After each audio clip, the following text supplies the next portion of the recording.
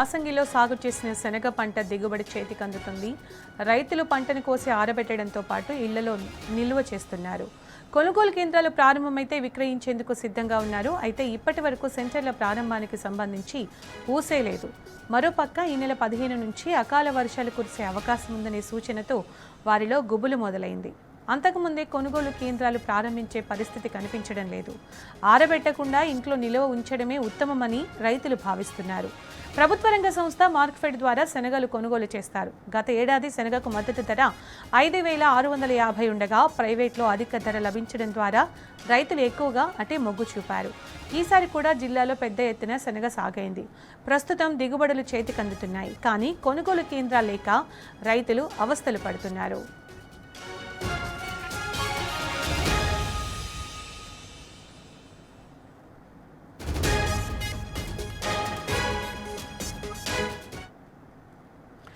యాసంగిలో సాగు చేసిన శనగ పంట దిగుబడి చేతికందుతుంది. రైతులు పంటను కోసి ఆరబెట్టడంతో పాటు ఇళ్లలో నిల్వ చేస్తున్నారు. కొనుగోలు కేంద్రాలు ప్రారంభమైతే విక్రయించేందుకు సిద్ధంగా ఉన్నారు. అయితే దీనికి సంబంధించిన పూర్తి సమాచారం మా ప్రతినిధి రాజు అందిస్తారు. రాజు,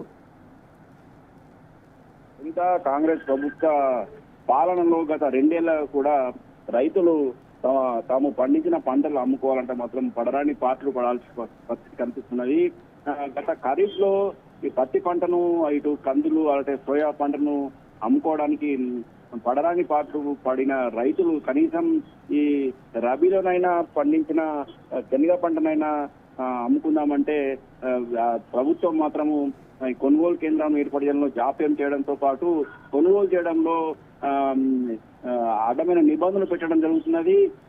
గతంలో శనగ పంట కొనుగోలు చేసేందుకు 10 క్వింటాల వరకు ఒక ఎకరానికి 10 క్వింటాల వరకు కొనుగోలు చేసేది. అయితే ప్రస్తుతం మాత్రం నాఫెడ్ నిబంధనలను సరికొత్త నిబంధనలు పెట్టడం జరిగింది. కేవలము 7 క్వింటాలు మాత్రమే, ఎకరానికి 7 క్వింటాలు మాత్రమే కొనుగోలు చేయడం జరుగుతుంది. అది కూడా ఈ కొనుగోలు కేంద్రాలను సైతము ఆలస్యంగా ప్రారంభించడం జరిగింది. గత సంవత్సరం 16 కొనుగోలు కేంద్రాలు ఏర్పాటు చేయడం, ఈసారి కేవలం ఉమ్మడి ఆదిలాబాద్ వ్యాప్తంగా కేవలం 11 కొనుగోలు కేంద్రాలను ఏర్పాటు జరిగింది. అది కూడా ప్రస్తుతం అయితే ఇప్పుడు ఆదిలాబాద్ లో గత 2 రోజుల్లో కూడా మార్కెట్ యార్డ్ లో కొనుగోలు చేయడం లేదు. అలా ఇటు బైన్సారో మార్కెట్ యార్డ్ లో శనగ పంటను కొనుగోలు చేయడం లేదు. ఇటు జైనత్ బేరాలో కూడా మార్కెట్ యార్డ్లలో గత 3 రోజుల్లో కూడా కొనుగోలు పూర్తిగా నిలిచిపోవడం జరిగింది. ఇప్పటికే ప్రభుత్వము ఈ కొనుగోలు చేయడంలో జాప్యం చేయడం కారణంగా శనగను దళారులకు, ప్రైవేటు వ్యాపారులకు అమ్ముకోవాల్సిన దుస్థితి ఏర్పడింది. ఈ సంవత్సరము శనగ పంటకు మద్దతు ధర 5,875 రూపాయలుగా నిర్ణయించడం జరిగింది. అయితే ప్రైవేటుకు అమ్ముకుంటే మాత్రము 800 నుంచి 1000 వరకు ఒక్కొక్క క్వింటాలకు రైతులు నష్టపోవాల్సి వస్తుంది. వేలాది రూపాయలు నష్టపోవాల్సి వచ్చిన పరిస్థితుల్లో రైతులు మాత్రం తీవ్ర ఆందోళన వ్యక్తం చేయడం జరుగుతుంది.